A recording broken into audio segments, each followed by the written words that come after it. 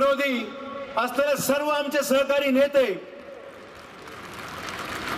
आज या विराट सभेला मराठवाड्यातून आलेले सर्व माझे मान्यवर नेते मंडळी, आमदार मंडळी, पत्रकार, उपस्थित बंधू भगिनी आणि सहकारी मित्रांनो,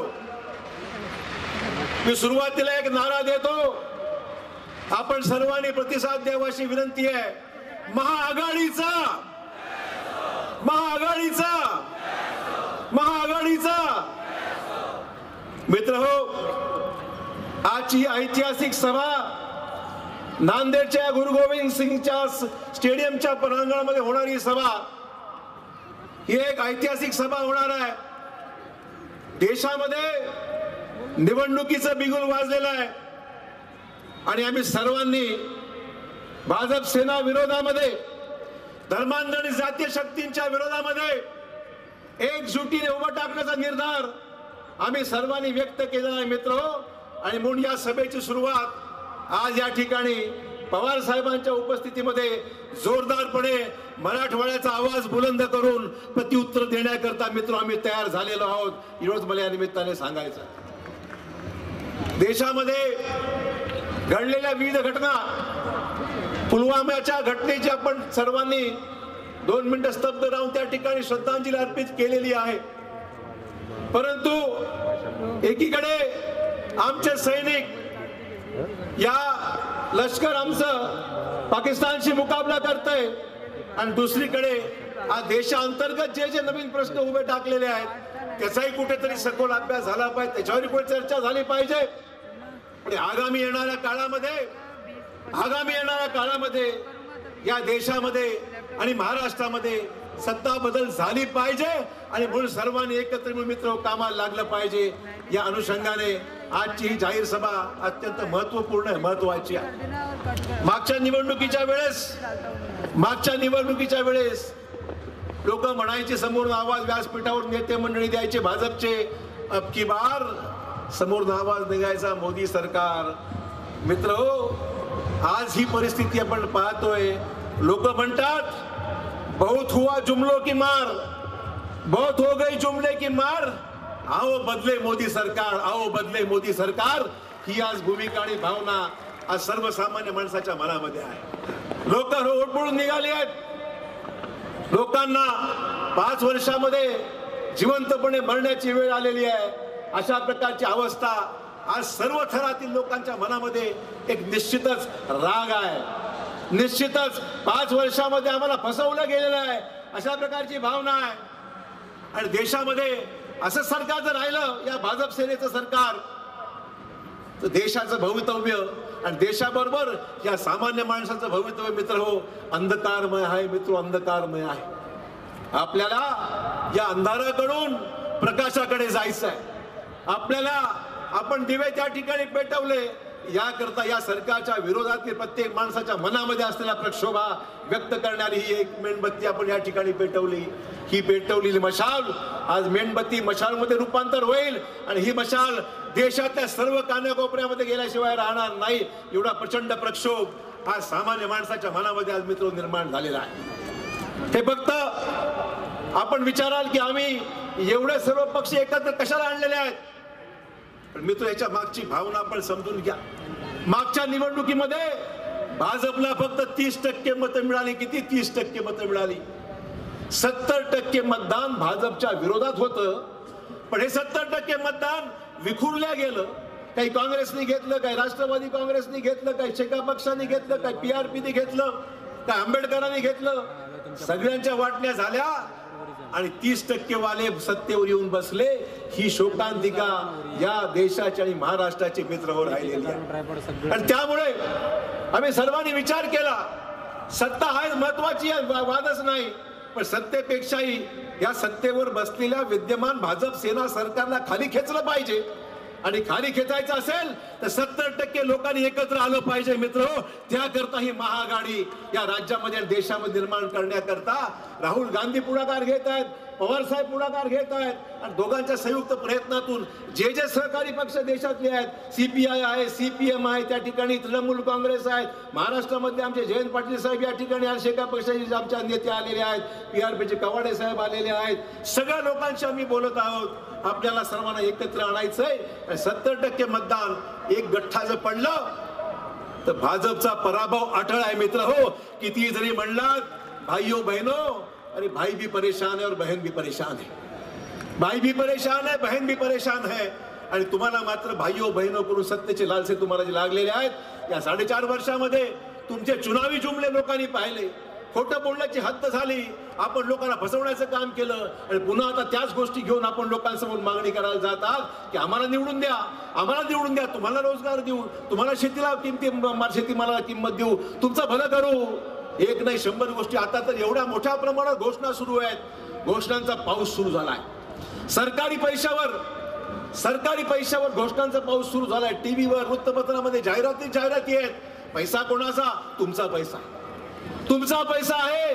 त्या तुमच्या पैशातून मोठ्या मोठ्या जाहिराती वृत्तपत्रामध्ये आणि टेलिव्हिजनवर येत आहेत सरकारी पैशाच्या जोरावर. आणि त्या सरकारी पैशाची उधळपट्टी करून सरकारी पैशाची उधळपट्टी होते, पण तुमचं मात्र कर्ज माफ होत नाही. दुर्दैव मित्र, तुमचं कर्ज अजून माफ झालेलं नाही. आम्ही मोर्चे काढले. या मोर्चामध्ये त्यांना सांगितलं आम्ही नाशिकमध्ये, नागपूरमध्ये काँग्रेस, राष्ट्रवादी काँग्रेस सर्व विरोधी पक्षांनी एकत्र मोर्चे काढले. लाखोच्या संख्येने लोक एकत्र झाले आणि या सरकारला आम्ही सांगितलं महाराष्ट्रामध्ये शेतकरी मरतायत, आत्महत्या करतायत, कर्जमाफी झालीच पाहिजे ही मागणी आम्ही केली. सरकारला झुकतं घ्यावं लागलं. घोषणा केली. 34,000 कोटी 34,000 कोटीची कर्जमाफी, 89 लाख लोकांना कर्जमाफी. प्रत्यक्षात मात्र कर्जमाफी लोकांपर्यंत पोहोचलीच नाही. मिळाली का कर्जमाफी? कोणाला सांगा? कोणालाही मिळाली नाही. ग्रामीण भागामध्ये ऑनलाईन लोकांना लाईनीमध्ये उभं करून टाकलं. पैसे मिळाले नाहीत, कर्जमाफी झाली नाही. आणि आपण पाहतोय सर्वत्र आज जो थैमान माजलेला आहे. लोक मरतायत, जीव देत आहेत, आत्महत्या करतायत, विष प्राशन करतायत, लहान मुली आत्महत्या ठिकाणी अन्न त्याग करतायत. ही परिस्थिती आज महाराष्ट्रामधल्या सर्व ग्रामीण भागामध्ये, शहरामध्ये सुद्धा पाहायला मिळते आहे. लोक आता सहनशीलता संपलेली आहे. दुष्काळ घोषित झाला, काय मिळालं? दुष्काळ घोषित झाला, काही मिळालं नाही. दुष्काळाच्या कुठल्या सवलती मिळाल्या नाहीत, पण जाहिरात मात्र मोठी. नांदेड जिल्ह्यामध्ये मोजक्या ठिकाणी दुष्काळ जाहीर होतो, बाकी ठिकाणी होत नाही. पण सगळीकडे सारखीच परिस्थिती आहे. दुष्काळाचा मात्र कुठलाही फायदा अजिबात अद्यापही मिळालेला नाही. आणि एवढं झालं, शिवसेना भाजपला शिवाय देत होती, भाजप शिवसेनेला शिवाय देत होतं. तिकडे अमित शहा म्हणाले उखाड़ देंगे फेक देंगे, ऐकलं असेल आपण, उखाड़ देंगे फेक देंगे. आणि त्या ठिकाणी उद्धव ठाकरे म्हणतात युती गेली चुलीत. आपण ऐकलं असेल, 8 दिवसापूर्वी ऐकलं असेल, युती गेली चुलीत. आणि हे म्हणतात उखाड़ देंगे फेक देंगे. पण आपण पाहतोय की युती गेली चुलीत राहिलं बाजूला, आता शिवसेनेचा स्वाभिमान गेला चुलीत. अशा प्रकारची अवस्था झालेली शिवसेनेची. शिवसेनेचा स्वाभिमान गेला चुलीत. अभी टाइगर लाचार है दोस्तों, टाइगर लाचार है, ही अवस्था झालेली आहे. टाइगर जिंदा नाही, टाइगर लाचार है, ही परिस्थिती झालेली आहे शिवसेनेची सगळी टीका विसरलेली आहे. समृद्धी महामार्ग विसरून गेलेले आहेत, नाणार प्रकल्प विसरून गेलेले आहेत. सत्तेसाठी लाचार झालेले हे दोघंही. आपण दोघं भाऊ आणि दोघं मिळून वाटून खाऊ एवढा कार्यक्रम मात्र देशामध्ये आजवर केला. आणि पुढच्या 5 वर्षामध्ये सत्ता पुढे आणण्याकरता पैशातून सत्ता, सत्तेतून पैसा, हे समीकरण ज्या पद्धतीने आज यांनी हाती घेतलेलं आहे मित्र, याला चोख उत्तर द्यायचं असेल तर आठवा तुम्हाला दिलेले वचन, तुम्हाला सांगितलेले बेरोजगारांना रोजगार देण्याच्या बाबतीमध्ये दरवर्षी 2 कोटी लोकांना रोजगार देण्याचे स्वप्न दाखवले, कुठे गेले? 8वा ते दिवस ज्यावेळी तुम्ही जाऊन मतदान केलं, तुम्हाला नोकरी मिळेल म्हणून नोकरी मिळाली नाही, पण तुमची थट्टा केली जाते पकोडे बेचो म्हणून. आता पकोडे विकण्यासाठी तुम्हाला सांगण्यात येत आहे मित्र हो, पकोडे विकायचे असतील तर आमच्या घरी मुला मुलींनी शिक्षण घेतलं कशाला, हा खरा प्रश्न आहे. तुमच्यावर विश्वास ठेवला, पकोडे विकायला वेळ येणार नाही, नोकरी मिळेल हे तुम्हाला सांगितलं, काही मिळालं नाही. शेतकऱ्यांची ही अवस्था झाली. आणि सगळ्यात भयानक गोष्ट जी आहे की मुंबई सारख्या शहराच्या परिसरामध्ये जिवंत बॉम्ब सापडतात. बॉम्ब बनवणारे पकडले जातात, पण त्यांच्यावर कारवाई केली होत नाही. सनातन संस्थेची संबंधित असल्यामुळे त्यांच्यावर कारवाई होत नाही. पण निष्पाप शेतकऱ्याला मात्र त्या ठिकाणी आंदोलन केलं, मुख्यमंत्र्यांच्या सभेमध्ये उठला बोलायला, तर त्या ठिकाणी पकडलं जातं, जेलमध्ये डांबून ठेवलं जातं. पण बॉम्ब बनवणारे मात्र मुकाट फिरतायत. मित्र हो, ही परिस्थिती आज देशातल्या सर्व भागात पाहायला मिळते आहे की कोणी वाली राहिलेला नाही. सर्वोच्च न्यायालयाचे न्यायाधीश हताश होतात आणि सर्वोच्च न्यायालयाचे न्यायाधीश म्हणतात की आपला देश, आमचं कोर्ट सुद्धा बाहेरून रिमोट कंट्रोलनी कंट्रोल केल्या जाते की काय, अशा प्रकारे शंका व्यक्त करणारे सरन्यायाधीश सुद्धा कोर्टामध्ये आपण पाहतो. ही अवस्था सर्वोच्च न्यायालयाची होते. त्या ठिकाणी पोलिसांच्या बाबतीत तशीच अवस्था, ग्रामीण भागातल्या सर्व गरीब माणसाची तशीच अवस्था, नोकर वर्गाची तीच अवस्था. आता मात्र जुमले सुरू झालेले आहेत आणि मित्र म्हणून या जुमल्यांच्या बाबतीमध्ये आपल्याला या भूलभुलैयामध्ये आपण अडकलो मित्र. तर पुढच्या 5 वर्षानंतर या सगळ्या मंडळींकडून आपल्याला उद्या मतदान सुद्धा होणार नाही. लक्षात ठेवा, तुम्हाला तुमच्या मतदानापासून सुद्धा वंचित ठेवण्याचं काम हे केल्याशिवाय राहणार नाही मित्र. हे मला मुद्दाम या ठिकाणी आवडून सांगितलं पाहिजे. नोटबंदी केली, नोटबंदीचा काय फायदा झाला मला सांगा. 100पेक्षा जास्त माणसं लाईनमध्ये उभून मरून पावली. या नोटबंदीमध्ये दहशतवाद बंद झाला नाही, या नोटबंदीमुळे जाली नोटा बंद झाल्या नाहीत. या नोटबंदीचा फायदा झाला कोणाला? 99% पैसा रिझर्व्ह बँकेच्या रिपोर्ट प्रमाणे जर परत आला तर मग काळा पैसा गेला कुठे? काळा पैसा जाऊ द्या. देशातला पांढरा पैसा घेऊन नीरव मोदी पळून गेले, त्याला पकडायला कोणी नाही. विजय मल्ल्या पकडून गेले, त्यांना पकडायला कोणी नाही. आणि तुमचा माझा कर्जाचा हप्ता चुकला तर बँकवाले तुमच्या दारामध्ये उभं राहत आहेत कर्जाची वसुली करण्याकरता. ही शोकांतिका आज राज्याच्या प्रत्येक भागामध्ये मित्र पाहायला मिळत आहे. आणि म्हणून आज या सगळ्या कामाकरता मित्र आपल्याला सतर्क राहायचं. आपल्याला राफेलचा भ्रष्टाचार, देशातला सर्वोच्च मोठा भ्रष्टाचार, राहुल गांधी सातत्याने विषय काढतायत. या सगळ्या भ्रष्टाचाराला खत पाणी घालण्याचं काम जर कोणी होत असेल तर विद्यमान भाजप सेना सरकारच्या माध्यमातून होत चाललंय मित्र. आणि म्हणून एकाच नाण्याच्या 2 बाजू स्पष्ट झालंय. कालची झालेली युती, शिवसेना भाजपची युती, ही लाचारापोटी झालेली युती आहे मित्र. आणि म्हणून आज देशातल्या सर्व नागरिकांना, महाराष्ट्रातल्या तमाम नागरिकांना मला विनंती करायची आहे की आता मात्र भरपूर झालं, पुष्कळ झालं. आता सहनशीलता आपल्या महाराष्ट्राची संपलेली आहे. हे एकेकाळी आपलं राज्य देशामध्ये अग्रेसर होतं, गुंतवणुकीमध्ये अग्रेसर होतं, उद्योगधंद्यामध्ये अग्रेसर होतं, नोकरीमध्ये अग्रेसर होतं. आज राज्य अधोगतीला चाललेलं आहे. राज्यामध्ये गुंतवणूक येत नाही, गुंतवणूक नाही म्हणून रोजगार नाही, स्थानिक लोकांना कुठे प्राधान्य मिळत नाही.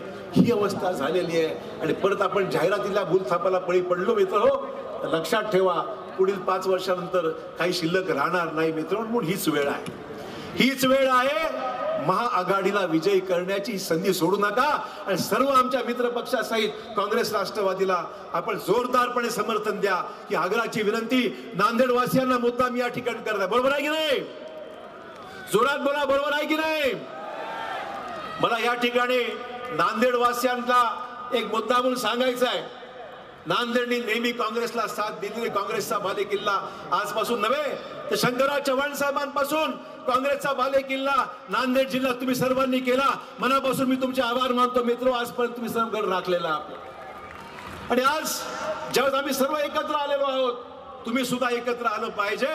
जिल्ह्यामध्ये स्थानिक स्वरूपाचे जे काही छोटे मोठे विषय असतील, काळजी करू नका. पवार साहेब आहेत, राहुल गांधी साहेब आहेत, आपले सगळे नेते मंडळी मिळून एकत्र येऊन एकोप्याचं वातावरण निर्माण आपण करूया. आणि एक जागा मी लक्षात ठेवा, एक जागा महत्वाची आहे. एक जागा महत्वाची आहे. जास्तीत जास्त जागा आपल्या महाआघाडीच्या आपण निवडून आणा. आणि पहा, जी कामं यांनी केली नाहीत, काँग्रेस पक्ष, राष्ट्रवादी काँग्रेस आणि सर्व महाआघाडी मिळून या महाराष्ट्रामध्ये चमत्कार केल्याशिवाय मी राहणार नाही मित्र. लक्षात ठेवा, तुमचे सर्व प्रश्न, तुमचे असंख्य प्रश्न, तुमच्या समस्या, रोजगाराचे प्रश्न, शेतकऱ्यांपासून सामान्य सगळ्यात महत्त्वाचे राष्ट्रीय एकोपा आपला जो आहे, जातीय सलोखा जो महत्वाचा आहे. आपण महात्मा गांधींचे जन्मशताब्दी 150 वर्ष महात्मा गांधींचा आपण यावेळेस जन्म साजरा करीत आहोत.